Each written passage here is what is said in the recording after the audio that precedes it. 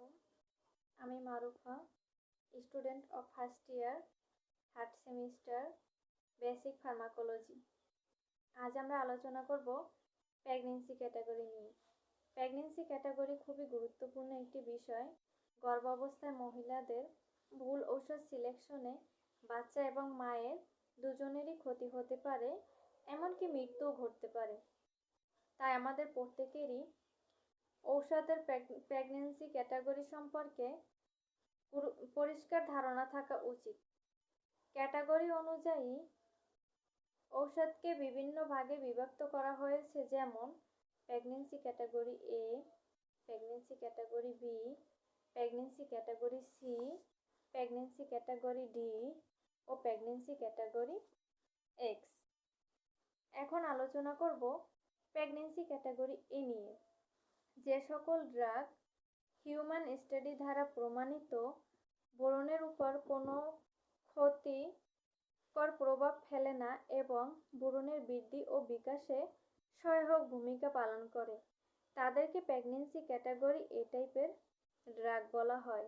যেমন thiamine, vitamin A, vitamin B complex, vitamin C, vitamin E, folic acid, iron, vitamin D. Pregnancy category B.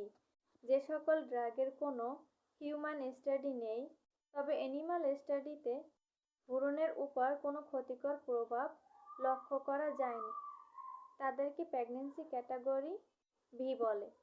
সাধারণত প্রেগনেন্সির বিভিন্ন রোগের চিকিৎসায় এ সকল ড্রাগ ব্যবহৃত হয়, যেমন pantoprazole, esomeprazole, amoxicillin. Pregnancy category C. যে সকল ড্রাগ কোনো হিউম্যান স্টাডি নেই, তবে অ্যানিমাল স্টাডিতে ভ্রূণের উপর ক্ষতিকর প্রভাব লক্ষ্য করা যায়, তাদেরকে প্রেগনেন্সি ক্যাটাগরি সি ড্রাগ বলে। শুধুমাত্র কোনো বিশেষজ্ঞ ডাক্তারের তত্ত্বাবধানে এ সকল ড্রাগ প্রেগনেন্সির সময় ব্যবহার করা যেতে পারে, যেমন albendazole, diclofenac, sodium fexofenadine. Pregnancy category D. যে সকল ড্রাগ সরাসরি হিউম্যান স্টাডিতে ভ্রূণের উপর ক্ষতিকর প্রভাব বিস্তার করে বলে প্রমাণিত, তাদেরকে প্রেগনেন্সি ক্যাটাগরি ডি টাইপের ড্রাগ বলা হয়। শুধুমাত্র কোনো অল্টারনেটিভ ড্রাগ না পাওয়া গেলে কোনো বিশেষজ্ঞ চিকিৎসকের তত্ত্বাবধানে এই সকল ড্রাগ ব্যবহার করা যেতে পারে, যেমন tetracycline, fluconazole, oxytetracycline, losartan. Pregnancy category x.